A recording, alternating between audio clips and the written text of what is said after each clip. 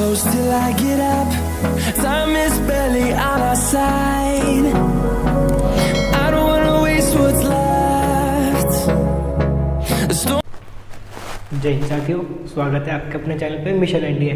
दोस्तों, आज आप सोच रहे होंगे कि बोर्ड खाली क्यों है, तो मैं आपको बता दूं कि आज हम नए तरीके से स्टार्ट कर रहे हैं। इसमें क्या होगा कि मैं आपको जो बताऊंगा, क्वेश्चन आपके नीचे स्क्रीन पे लिखे आएंगे और मैं आपको सिर्फ आंसर कराऊंगा। इससे क्या है कि हम जल्दी ज़्यादा क्वेश्चन कवर कर सकेंगे और फिर उससे आपको क्या है कि हम जैसे कई बार राइटिंग मिस्टेक हो जाती है तो उससे हम उससे बचेंगे। तो ठीक है, ज़्यादा देरी ना करते हुए इसको हम स्टार्ट करते हैं। अगर आपने पहली वीडियो नहीं देखी जिसमें मैंने सारे फॉर्मूलेज बताए हैं, जितने सारे हैक्स बताए हैं किस तरीके से कवर करते हैं, तो पहले फर्स्ट वीडियो जाके देखें। उसी के बाद हम सेकंड वीडियो देखते हैं, इसमें पार्ट 2 है। इसमें हम सिर्फ क्वेश्चन करेंगे और देखेंगे किस तरीके से इसके हैक्स हैं और किस तरीके से हम इसको अच्छे से कवर कर सकते हैं। ठीक है, तो चलें। देखो, फर्स्ट क्वेश्चन लिखा रहा होगा आपकी स्क्रीन पे। तो फर्स्ट क्वेश्चन, जैसे फर्स्ट क्वेश्चन में बोला है ए बैग कंटेन्स, एक बैग में 6 वाइट बॉल है, 6 वाइट बॉल। तो देखो सिंपल ऐसा लिख लेते हैं यहाँ पे। फर्स्ट का एक बैग हमने बना लिया, 6 वाइट 4 रेड, ठीक है। और एक ठीक है, और इसमें से 3 बॉल उठाएंगे। क्वेश्चन बोला है 3 balls are drawn at random, 3 ball randomly उठाई गई है। तो बतानी है कि उसमें से एक रेड है और 2 वाइट की प्रोबेबिलिटी क्या होगी। तो इसका देखो सिंपल फॉर्मूला है, सिंपल क्वेश्चन है ये बहुत ही। इसमें क्या है, जो 4 रेड है 4C1, सी इसलिए लगाया, कोई सी भी एक उठा सकते हैं, पता हो गया आपको। परमुटेशन एंड कॉम्बिनेशन में बहुत अच्छे से कवर किया, वो नहीं देखा तो पहले आप आई बटन में लिंक कर रहे हैं उसको जाके देखना, फिर आप इस क्वेश्चन वाले पार्ट को कवर करना, ठीक है। और 2 वाइट की बोली है और टोटल बॉल कितनी है 10C3। एक तो आप इसको एक्चुअल में सॉल्व करोगे तो इसका आंसर आपको पता ही है, इसका आंसर आपका हाफ आएगा। तो यानी कि आपका कौन सा, डी ऑप्शन आपका करेक्ट हो गया, ठीक है। डी ऑप्शन आपका करेक्ट हो गया। तो इस तरीके से हम देखो फटाफट सारे क्वेश्चन कवर करेंगे। और एक्चुअल में आपके एनडीए के पेपर में इसी तरह क्वेश्चन आते हैं, ये नहीं कि मैं इजी क्वेश्चन करा रहा हूँ, इस बात से आप बिल्कुल टेंशन ना लेना। जिस तरह के क्वेश्चन मैंने एनालाइज किया है, जिस तरीके से देखा है किस तरह की लेवल रहती है, तो उसी तरीके से हम सारे क्वेश्चन डिस्कस करेंगे। धीरे धीरे आप बने रहें वीडियो पे और देखें, ठीक है। सेकंड का आंसर देखते हैं, सेकंड क्वेश्चन देखते हैं। सेकंड क्वेश्चन में बोला है what is the probability that a leap year, एक लीप ईयर में सिलेक्टेड एट रैंडम, उसमें लीप ईयर है, ठीक है। लीप ईयर में पता है आपको कितने डेज होते हैं, 366 डेज होते हैं। उसे बोला है एक रैंडमली सिलेक्ट किया गया है हमने, तो बता रहा है वो 53 वाला संडे होगा।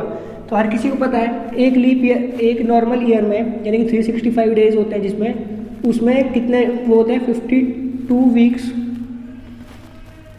प्लस 1 डे एक्स्ट्रा होता है, ठीक है। और लीप ईयर वाले में कितना होगा 52 वीक्स 2 डेज एक्स्ट्रा होगा। ये बात तो सबको क्लियर है, ठीक है। अब फिर एक वीक में कितने डेज होते हैं, एक वीक में होते हैं 7 डेज। तो बस कितने दिन एक्स्ट्रा है, 2।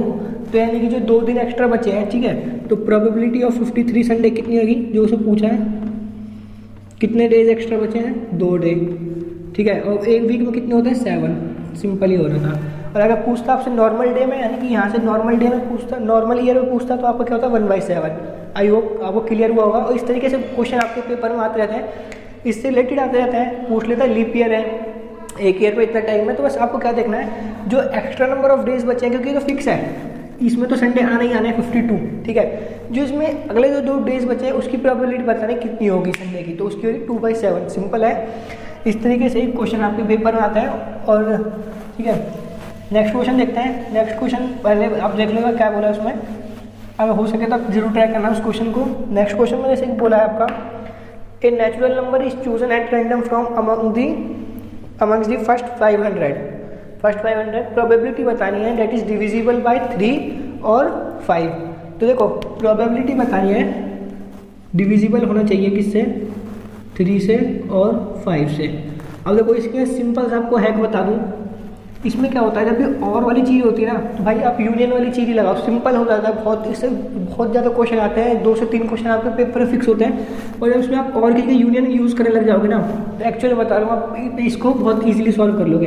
देखो पीकॉम लेट एम को देखो आपको करने के लिए बता रहा हूँ, पर आप पेपर में आपको सॉल्व करना है, सिंपल करना है। मैं स्टेटमेंट तो आपको समझाने के लिए लिख रहा हूँ, डिविजिबल बाय 3 और एन की मान लेते हैं डिविजिबल बाय 5। और देखो इनका एलसीएम क्या आएगा, यानी कि एम इंटरसेक्शन एन निकालते हैं जब हम, ठीक है, वो क्या आता है 15 आता है, यानी कि इनका जो कॉमन आता है। तो डिविजिबल बाय 3 के लिए क्या क्या बन जाएगा, 3 से लेकर 498। तो इसमें जो टोटल नंबर ऑफ टर्म्स निकालनी आपको आती है आई होप। तो इसमें जो टोटल नंबर ऑफ टर्म्स इसकी बनेंगी वो मैं लिख देता हूँ डायरेक्ट यहाँ पे, वो बनेंगी इसकी 166। एन की निकालते हैं, एन की चलती है यहाँ से 5 से लेकर 500 तक जाएगा इसका। तो ठीक है, इसकी नंबर ऑफ टर्म्स कितनी आएंगे 100। ऐसे हम इसका निकाल लेंगे, यानी कि 15 के लिए 15 से लेकर जो चलेगा 495, इसकी नंबर ऑफ टर्म्स कितनी आएगी 33। आई होप आपको सारा क्लियर हुआ होगा। मैंने इसको डायरेक्ट आंसर लिखा है, आपको सॉल्व करके देखोगे किससे निकाला है मैंने। ये सीक्वेंस एंड सीरीज का कॉन्सेप्ट है। अगर आपने सीक्वेंस एंड सीरीज की भी नहीं वीडियो देखी तो उसका जरूर बोल रहा हूँ, उसमें तो मैंने इतने खतरनाक हैक्स बताए थे, उसको जरूर जाकर देख लेना। आई बटन में लिंक है, डिस्क्रिप्शन में भी लिंक मिल जाएगा आपको, ठीक है। तो ये आप देखो नंबर ऑफ टर्म्स आ गई, यानी कि प्रोबेबिलिटी ऑफ एम। अब यहाँ लिखते हैं हम प्रोबेबिलिटी ऑफ एम कितनी आ गई 166/500। प्रोबेबिलिटी ऑफ एन कितनी आ गई 100/500। और probability of M intersection N, यानी जो इनका एलसीएम आया था 15 वाले की 33/500। बस अब कुछ नहीं, ये स्टेप आ गया। आपको ए इसका फॉर्मूला पता ही है आपको, बस वही इसमें लगाना, डायरेक्ट फॉर्मूला लगा तुम। देखो कभी भी आपसे क्वेश्चन में एटलीस्ट बोले तब आपको यूनियन लगाना होता है, और बोले तब आपको यूनियन लगाना होता है। एटलीस्ट से बहुत क्वेश्चन आते हैं, एटलीस्ट का क्वेश्चन भी हम देख लेंगे, पर इससे पहले मैं आपको बता देता हूँ जिससे आप कभी गलती ना करें, ठीक है। -33/100 500, और इसको आप सॉल्व करोगे तो आपका इसका आंसर आएगा, इसका आंसर आएगा आपका 233/500, ठीक है। आपका ऑप्शन कौन सा करेक्ट हो गया, डी ऑप्शन आपका करेक्ट हो गया 233/500। आई होप आपको क्लियर हुआ होगा मैंने किस तरीके से आपको किस तरीके से सॉल्व करना है। बस इसमें आपको एक बात याद रखनी है, कभी भी और पूछता है ना, और में आपको यूनियन लगाना है, और यूनियन लगाने के बाद सिंपल अपना इंटरसेक्शन फॉर्मूला, अपना जो प्यारा सा सेट्स का फॉर्मूला है, इसको यूज़ करके खत्म करना है क्वेश्चनों को। ये स्टेप मैंने एक्स्ट्रा किया है आपको समझाने के लिए। जब आप पेपर में एक्चुअली सॉल्व करोगे तो मुश्किल से 1 मिनट लगने हैं और आप इजीली कर लोगे, ठीक है। नेक्स्ट क्वेश्चन देखते हैं। नेक्स्ट क्वेश्चन जो आ रहा है इसमें जो बोला है कि four cards are drawn at random from a deck. Deck हर किसी को पता है, यानी कि पूरी ताशी गड्डी, एक डेक में कितने कार्ड होते हैं 52, ठीक है। इसमें लिख भी रहा है the probability of getting all 4 cards of same number. Same number क्या है, यानी कि जैसे 1 1 1 1, ठीक है, 2 2 2 2, इस तरीके से किंग कॉम लिख सकते हैं, 13 13 13 13, जरूरी नहीं है आप के भी मान सकते हो, ठीक है। ये आपको इसमें क्वेश्चन में बोला है। तो अब निकालना क्या है इसमें, सिंपल सी बात बोली है। तो यानी कि आपके जो total number of sample space तो हमें पता ही है कितने बन सकते हैं। ये तो हमारे इवेंट का हो गया एक तरीके से, अगर आपको कॉन्सेप्ट वाइज कराता हूँ, नंबर ऑफ इवेंट्स के हो गई है कितने 13, नंबर ऑफ इवेंट्स कितने हो जाएंगे 13। देखो उसको मैं ये बात बोलूँगा, आप तो क्वेश्चन जब पढ़ रहे होगे ना तो मैं गारंटी बोल रहा हूँ आपको समझ नहीं आया होगा, पर आप एक्चुअली तो इसको करने की ट्राई करेंगे ना, इस तरीके से आप लिख के इसको ट्राई कर लेंगे एक बार, तो गारंटी इस बोल रहा हूँ मैं। आप ऐसी प्रोबेबिलिटी के बहुत सारे क्वेश्चन होते हैं पेपर में आप जिन्हें छोड़ देते हो, तो इस बात का बस आपको ध्यान रखना है कि आप मिस ना करोगे, कि बहुत सारे क्वेश्चन जो इसके ईजी भी होते हैं और कुछ हार्ड होते हैं, तो उन सबको हम देखते हैं। इसकी वैल्यू रहेगी, इसको जो टोटल सैंपल स्पेस आ रहा है जो इसका एलसीएम में गिवन था,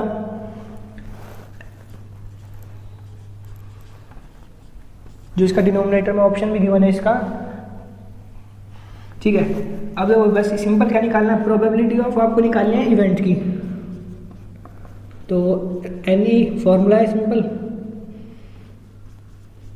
बस आ गया आपका 13/270725, ये आपका डी ऑप्शन करेक्ट हो गया, ठीक है। आई होप आपको समझ आया होगा। कोई बात नहीं, थोड़ा अंधेरा हो गया, लाइट चली गई है, पर कोई बात नहीं। आप देखो इसमें जब आप क्लियर है, बस आपको ये कॉन्सेप्ट समझ आता है इसमें जो कि 4 कार्ड्स एक साथ बोला है, एक सेम कलर सेम नंबर के, सेम कलर नहीं बोला, इस बात का जरूर ध्यान रखना, सेम कलर नहीं बोला, क्योंकि कलर बोलता तो अलग अलग कॉन्सेप्ट बनता है, पर इसमें क्या बोला है सेम नंबर के लिए क्या बोला है, जैसे 1 1 2 2 2 2 3 3 3 3 ऐसे 13 तक, इसमें कितने इवेंट्स बन जाएंगे टोटल 13, ठीक है।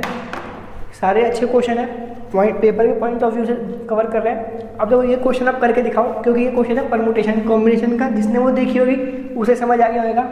इस क्वेश्चन में बोल रहा है in a collection of 6 English and 4 Hindi books the probability of getting 3 particular English books together, books will be together, ठीक है, यानी कि 3 इंग्लिश की बुक है वो टुगेदर आनी है। तो कॉन्सेप्ट समझ आ गया होगा, ठीक है। 3 एक साथ आगे कितनी बची, 3 इंग्लिश की और बची, 4 हिंदी की और बची, इस तरीके से, ठीक है। टोटल कितनी हो गई, 1 2 3 4 5 6 7। और मैंने जैसे पीएनसी में बताया था इसको हम काउंट करते हैं 1, तो टोटल नंबर ऑफ कितने हो गए इसके 8 फैक्टोरियल, यानी कि वेज हो गए, number of ways.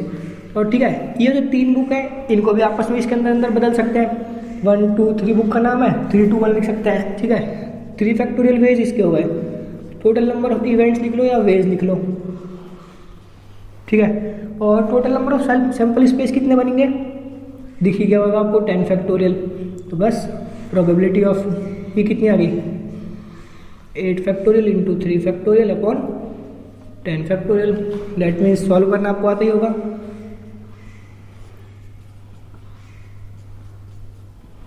One by two इसका ऑप्शन में है, एक मिनट, 1/2 नहीं आ रहा, क्या है इसका सॉल्व करने में, 1/15 सॉरी 1/15 हाँ, सी ऑप्शन में गिवन है, सी ऑप्शन यानी कि आपका करेक्ट हो गया, ठीक है। तो देखा आपका इसे पीएनसी का कॉन्सेप्ट था, ये इंपॉर्टेंट क्वेश्चन है, इसको इंपॉर्टेंट मार्क कर लेना। अगर आपको नहीं आता तो मैं जरूर बोल रहा हूँ पहले पीएनसी जाके देख लेना, मतलब इसके बाद जाके देख लेना, पर इसको जरूर देख लेना। उसमें जो कॉन्सेप्ट मैंने बताए हैं सारे इंपॉर्टेंट बताए, जो इस तरह के आपके पेपर में आते रहते हैं और जिस तरह के आपके पेपर में आ सकते हैं, ठीक है। ये आपको मैंने इसके कई क्वेश्चन कराए थे आपको पीएनसी में भी, और इसको देख लो आप, इस तरीके से क्वेश्चन प्रोबेबिलिटी में आते हैं। जैसे मैंने बताया था पीएनसी के टोटल मिला के आते हैं आपके 15 क्वेश्चन। नेक्स्ट क्वेश्चन देखते हैं। नेक्स्ट क्वेश्चन में बोला है a pair of dice is throne and the number appearing have some greater than और इक्वल टू 10। अब ये क्वेश्चन देखो सिंपल लग रहा है, पर मैं इसको एक्चुअली बता दूं तो इसको काफ़ी सारे बच्चों ने क्या गलती करी होगी, इसको सैंपल स्पेस लिया है वो एक पेयर ऑफ डाइस यानी कि 36 ले लिए होंगे। इस बात की मैं गारंटी दे रहा हूँ, नंबर ऑफ सैंपल स्पेस कितने लिए होंगे, 36। यहीं पे क्वेश्चन हो जाता है आपका गलत, इसी वजह से क्वेश्चन हो जाता है गलत। सैंपल स्पेस उसने आपको बना के दिया है, उसने नंबर ऑफ सैंपल स्पेस के लिए आपको कंडीशन बोली है या तो 10 होना चाहिए या 10 से ग्रेटर होना चाहिए। आई बात समझ में। और जो उसमें इवेंट की पूछी है वो गेटिंग सम, स्टेटमेंट लिख देता हूँ थोड़ी, गेटिंग सम 10, ठीक है, यानी कि 10 से बड़े वाले नहीं लेने। तो सैंपल स्पेस पहले हम बना लेते हैं नंबर ऑफ सैंपल स्पेस के लिए। देखो कितना आएगा, 10 और 10 से बड़े, तो 4 6 5 5 5 6 6 4 6 5 और 6 6। Total number of sample space बन गए आपके 1 2 3 4 5 6 बन गए, ठीक है जी। अब इसमें क्या बोला है, इवेंट में पूछा है गेटिंग सम 10, यानी जैसे एक ये 10 हो गया, एक ये 10 हो गया, ये 10 हो गया, इस तरीके से, ठीक है। तो इसकी इवेंट की कितने बन गए, नंबर ऑफ इवेंट के इसके लिख लेते हैं 4 6 5 5 और 6 4, कितने बन गए 3। बस प्रोबेबिलिटी ऑफ ई निकाल लिया, इवेंट के 3/6 कितना आ गया, हाफ। अब देखा आपने, और मैं एक्चुअली बताऊँ तो काफ़ी सारे बच्चे पता है क्या आंसर लगा सकते हैं। इसमें ऑप्शन गिवन था, ए ऑप्शन जो 1/6, क्योंकि 1/6 किस तरीके से लगा सकते हैं, वो गेटिंग सम का देखा, गेटिंग सम और उससे ग्रेटर देन का देखा, 6 आ रहा है। टोटल नंबर सैंपल स्पेस कितने होने 36, तो 6/36 करके वो इसका आंसर 1/6 लगा के आ जाते हैं। पर आपको ये गलती नहीं करनी, ठीक है। क्वेश्चन को समझो फिर उसको आंसर करना सॉल्व करो। जब आप क्वेश्चन को ढंग से पढ़ लोगे ना तो आपको आंसर सॉल्व करने में भी कम टाइम लगेगा, इस बात की हकीकत है। अगर आप क्वेश्चन को ढंग से नहीं पढ़ते तो आपको 2-3 बार कई बार सॉल्व करना पड़ जाता है आपको आंसर भी। नेक्स्ट क्वेश्चन में बोला है, नेक्स्ट क्वेश्चन देखा है,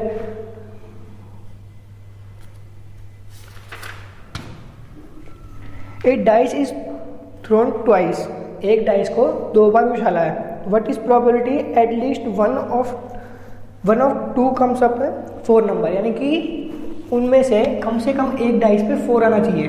सिंपल से मैं को हिंदी में बताता हूँ। इसमें बोला है कि एक डाइस को 2 बार उछाला, ठीक है, चाहे 2 डाइस को 1 बार उछाल लो। बात वही होती है ना, इस वैसे फर्स्ट वीडियो में बताया था, क्योंकि अगर 3 कॉइन को एक साथ उछालोगे या 1 कॉइन को 3 बार उछाल लो, वही बात होती है। और मैंने उसकी ट्रिक बहुत बढ़िया बताई थी, आपको आई होप याद होगी, ठीक है। इसमें बोला है कि 2 डाइस को एक बार उछाला, उसमें बोल रहा है यानी कि एक कभी ना कभी उसमें 4 आना चाहिए, एक पहले डाइस पे आना चाहिए या सेकंड डाइस पे। तो नंबर ऑफ सैंपल स्पेस अगर उसके बनाते हैं, ये भी अच्छा क्वेश्चन है, क्योंकि इसमें सैंपल स्पेस बनाने में काफ़ी सारे बच्चे गलती कर जाते हैं और वो इसी वजह से मात खा जाते हैं क्वेश्चन सॉल्व करने में। देखो पहले हम फर्स्ट डाइस पे 4 फिक्स कर लेते हैं।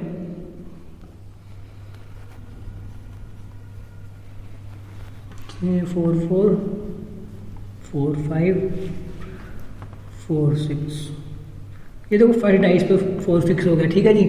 अब हम करते हैं सेकंड डाइस पे 4 फिक्स। तो सेकंड डाइस पे 1 4 2 4 3 4 और 4 4 की कंडीशन हो ही गई है, तो इसलिए दोबारा नहीं लिखेंगे, ठीक है।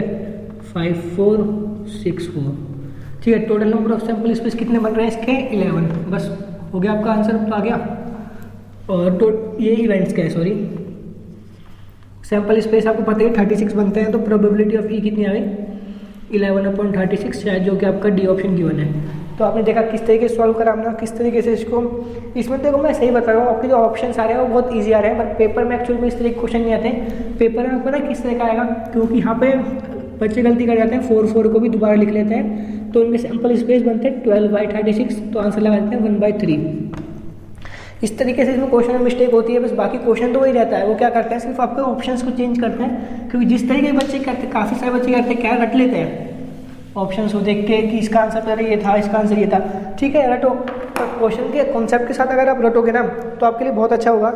नेक्स्ट क्वेश्चन देखते हैं। नेक्स्ट क्वेश्चन में बोला है, from a well shuffled of deck 52 4 cards are drawn at random, what is the probability that all cards of same colour. देखो पहले हमने क्या किया था, पहले हमने जो किया था उसमें हमने देखा था कि सेम नंबर, अब ये आया सेम कलर का। पहले मैं बोलूँगा आप इसको जरूर ट्राई करें, क्योंकि मुझे पता है आपसे होगा नहीं। देखो एक इवेंट लेते हैं हम, इवेंट लेते हैं जिसमें कलर आ रहा है उसका रेड। एक इवेंट लेते हैं हम, कलर आ रहा है ब्लैक। 2 ही कलर होते हैं, और कलर होते हैं बता दो भाई, और कलर होते हैं तो लिख लेता हूँ मैं, कोई तीसरा ही कलर होता है, ठीक है।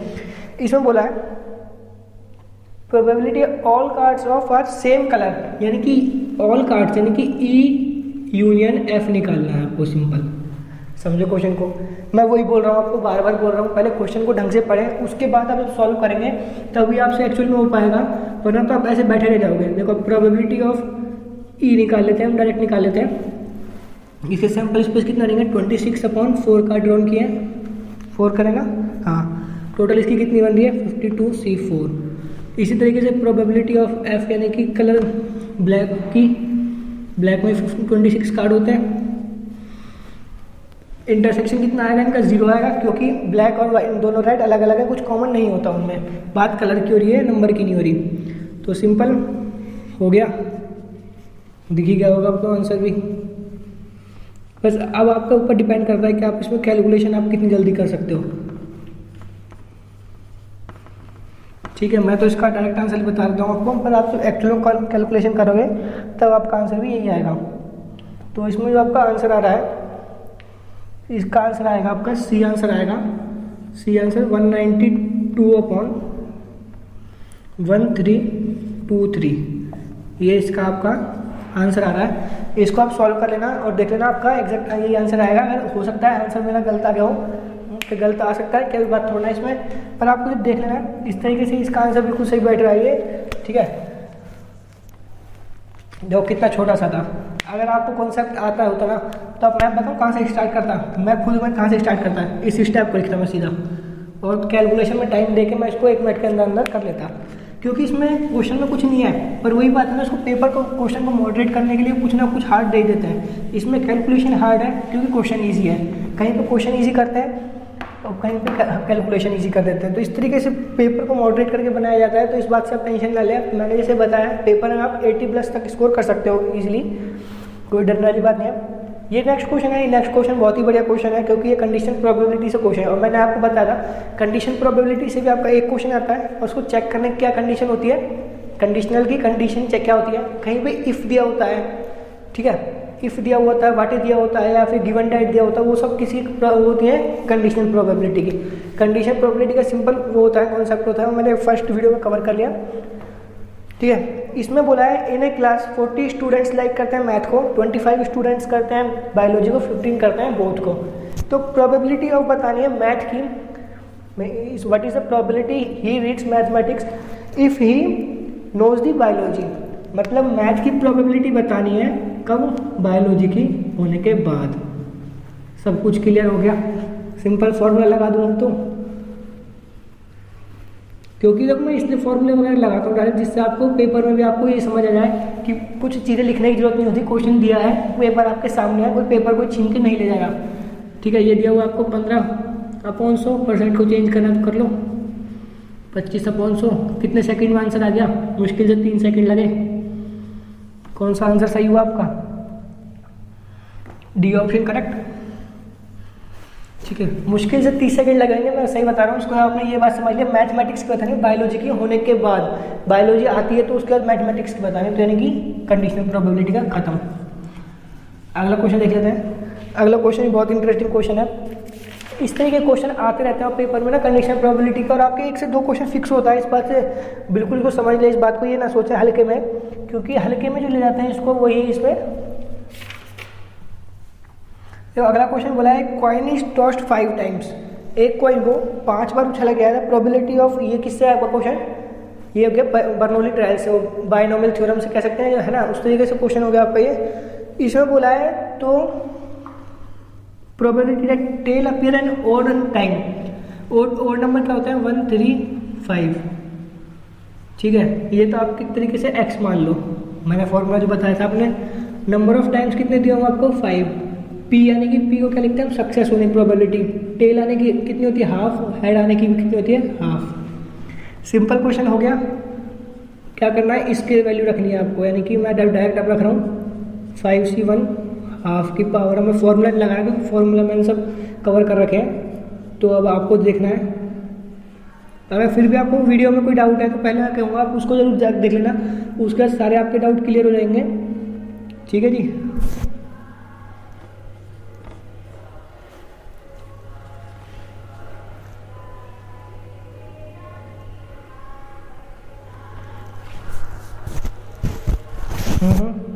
इसमें उल्टा होता है ना, हाँ ठीक है, 2 3 या 3 2 आएगा, 3 2 आएगा, उससे उल्टा होता है ना बर्नौली बायनोमियल थ्योरम से।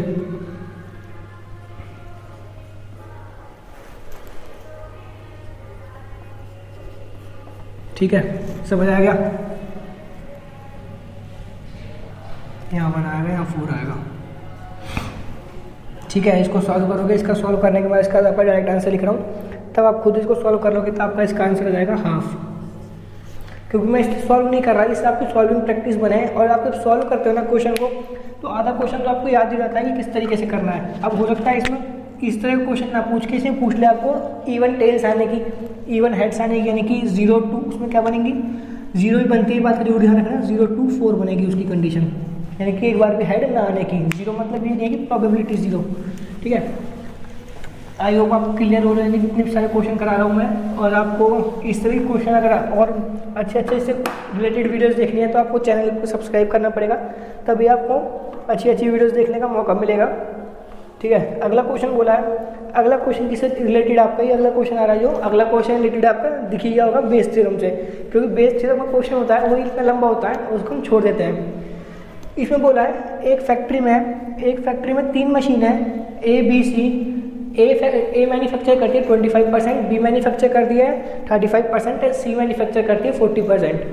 ठीक है, उनमें से कुछ डिफेक्टेड पीस ही बनते हैं, तो ए जो डिफेक्टेड पीस बनाती है 5% के चांस होते हैं उसके, और बी के होते हैं 4%, सी के होते हैं 2%। तो एक हमने उसमें से क्या है, कुछ वो दिया हुआ है, एक प्रोडक्ट उठाया हमने और पाया कि वो डिफेक्टेड है। ठीक है, मैं इसको हिंदी में बोल रहा हूँ, पहले इसको इंग्लिश में पढ़ लेना, फिर उसके बाद आपको समझ आ जाएगा। ठीक है, अगर हिंदी समझ नहीं आई तो आपको उसमें बोला है कि हमने प्रोडक्ट को उठाया और पाया कि वो डिफेक्टेड है, तो उसकी प्रोबेबिलिटी बतानी है कि वो सी से आया है, यानी कि प्रोबेबिलिटी ऑफ सी बतानी है कब, डिफेक्टेड होने के बाद। अब आप सोच रहे हो मैंने क्या दिया, देखो ए को मान लेते हैं हम 3, हमको इवेंट गिवन है, ए तो हो गया, हाँ ए लिख लेते हैं, ऐसे कोई बात नहीं, मशीन ए, ये बी मशीन से, ये सी मशीन से, और ये क्या हो गया डिफेक्टिव प्रोडक्ट की हमने ई मान लिया ग्लैड, जैसे हम अज्यूम करते हैं, बताया था डिफेक्टिव प्रोडक्ट। देखो प्रोबेबिलिटी ऑफ ए आपको गिवन है कितनी 25/100, बी कितनी गिवन है 35/100, सी गिवन है 40/100, और डिफेक्टेड होने की गिवन है आपको ई होने की, अब ए की, ए से पता है हमें कितनी है 5%,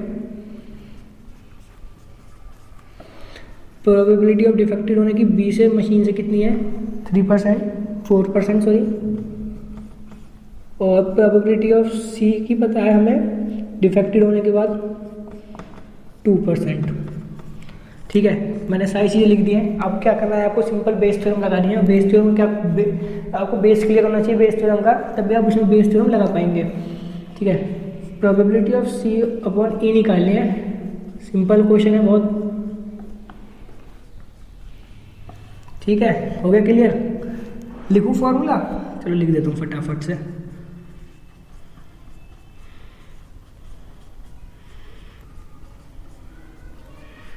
याद आ गया होगा। तो ये सारा कुछ क्या करा है, सारा बेस का खेल है तो।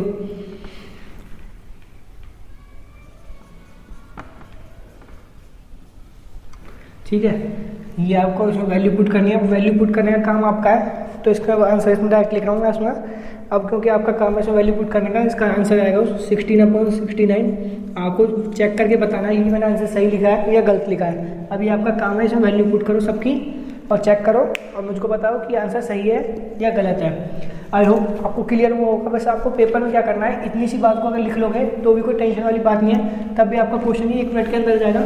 बात आती है कि आपको क्वेश्चन को समझना होता है, क्वेश्चन आप क्या लगाओगे। पर देखो सबसे बड़ी बात है, बेस थ्योरम से एक क्वेश्चन आपका फिक्स होता है, 1 से 2 क्वेश्चन आने फिक्स है। तो इसके लिए क्या करें, आप जब भी एक मैं सिंपल सा इसका हैक बता रहा हूँ, जब भी आपको बड़ा सा क्वेश्चन दिखे ना और पूछे गिवन डेट, इससे होने के बाद इसकी ये है, हिंदी में समझो, ये होने के बाद इसकी ये है, तो उसमें क्या होता है हमेशा बेस थ्योरम लगती है। अगर सिंगल अगर प्रोडक्ट है, मशीन ए है या कुछ एक्सीडेंट वगैरह हुआ है सिंपल एक कार से, तो उसमें लगती है कंडीशनल प्रोबेबिलिटी, और कंडीशन को जब हम मॉडिफाई करते हैं तो वो बन जाती है बेस। क्योंकि बेस में क्या होता है 3 इवेंट 4 इवेंट कितने भी इवेंट हो सकते हैं। ठीक है, अब क्वेश्चन देखते हैं अगला, वो भी बहुत इंटरेस्टिंग है। इसमें बोला है बाइनोमियल डिस्ट्रीब्यूशन है, the sum and product of mean. ये अच्छा कॉन्सेप्ट से क्वेश्चन है आपका। इस क्वेश्चन को अगर आपने कर लिया तो बहुत अच्छी बात है। लास्ट क्वेश्चन है, देखो सम एंड द मीन को हम लिख लेते हैं एम से डिनोट कर लेते हैं, वेरिएंस को कर लेते हैं हम सिग्मा स्क्वायर से। तो एक्सटेंडेड डेविएशन क्या होता है सिग्मा, इसको सिग्मा स्क्वायर से, कोई दिक्कत वाली बात नहीं है। इसमें बोला है sum of the mean and variance is this and product of variance and mean this 24 128। ठीक है, अब आपको क्या करना है, 2 इक्वेशन मान के एक तरीके से इनको दोनों वैल्यू निकाल लिए हैं। तो m की वैल्यू कितनी आ रही है आपकी 16, तब आप इसको एक्चुअल में सॉल्व कर रहे हो 16 और 8 आएगी। अब देखो मैं इसका ये आप इसका लेंथी लग रहा होगा देखने में, पर एक्चुअली बता दूं इतना लेंथी क्वेश्चन नहीं है। तो आप इसको जब सॉल्व करने बैठेंगे ना तो ये मुश्किल से, चलो मैं इसमें ये नहीं बोलता कि 1 मिनट लेगा, 1 से 1.5 मिनट ले सकता है, पर आप क्वेश्चन को छोड़ने से तो अच्छा है कि आप उसको अटेम्प्ट करेंगे। काफ़ी सारे क्वेश्चन तो हम छोड़ के आने वाले भी हैं। ठीक है जी, अब हम केस 1 ले लेते हैं क्योंकि 2 वैल्यू आई आपको दिखा 16 और 8। अब आप इसमें हिट एंड ट्रायल भी लगा सकते हो। पहले मैं कॉन्सेप्ट से कर देता हूँ। मीन की क्या होती है, एम इज इक्वल टू होता है आपका एनपी, और एनपी आपको गिवन हो गया 16। ठीक है, वेरिएंस क्या होता है एनपी क्यू, एनपी भी कितना आपका 8। ठीक है, इनको सॉल्व करेंगे तो आपकी एक तरीके से हिट एंड ट्रायल लगा सकते हैं, या आप यहीं से लगा सकते हो अपने हिट एंड ट्रायल। ऑप्शन देखो और उसको मार्क करो। देखो ऑप्शन डी ऑप्शन अगर पहले लेते हैं, क्योंकि डी ऑप्शन अगर करेक्ट है इसलिए ले रहा हूँ, अब जो गलत है उसको भी लेके दिखाता हूँ। डी ऑप्शन में आपको एड की वैल्यू गिवन है 32, पी की गिवन है हाफ, क्यू की गिवन है हाफ। ये बात आपको पता चल रही है। देखो इसमें रख के देख लो चाहे इसमें रख के देख लो, इसको इसमें रख के देख लेते हैं सिग्मा स्क्वायर में इतनी 8 आती है या नहीं आती। ठीक है, दूसरा केस भी आप यहीं पे लिख लो, कोई ना कोई से सेटिस्फाई करेगा। आप ये सोच रहे पर सेकंड केस सेटिस्फाई नहीं करेगा, उसको बताता हूँ मैं। पहले इस चीज़ को भी रुको, इस चीज़ को यहीं पे इसको पोज करो। सेकंड दूसरा केस लेते हैं, अब देखो या तो हिट एंड ट्रायल लगा लो या केस से सॉल्व कर लो। पहले मैं हिट एंड ट्रायल बताता हूँ फिर या फिर पहले केस बताते हैं। चलो पहले केस से कवर करते हैं। इसमें क्या है, आप इसकी फिर आप n की वैल्यू आएगी आपकी उसकी 32, p की वैल्यू आ रही है आपकी इससे हाफ और q की वैल्यू आ रही है हाफ। अब सोच लो आप, ये तो केस 1 से आ गई, चलो ठीक है। अब हम लेते हैं केस 2। केस सेकंड में क्या है, m की वैल्यू आपको गिवन है 8 और सिग्मा स्क्वायर की गिवन है 56। फिर से सॉल्व करते हैं। np equals to 8 npq equals to 56। इसमें सॉल्व करोगे तो आपकी n की वैल्यू तो आ रही है आपकी, इसमें बताता हूँ आपको। इसमें क्या हो रहा है, आपकी जो q की वैल्यू आ रही है ना, देखो q की वैल्यू आपको दिखी यहाँ से, q की वैल्यू आ रही है आपकी 856। किसी की प्रोबेबिलिटी 7 से ज़्यादा हो सकती है, नहीं हो सकती, तो केस आपका 2 तो आपका कैंसिल हो गया। समझे बात को? ठीक है, बात समझ में आ गई होगी आपको, मैं पता ही बात हूँ।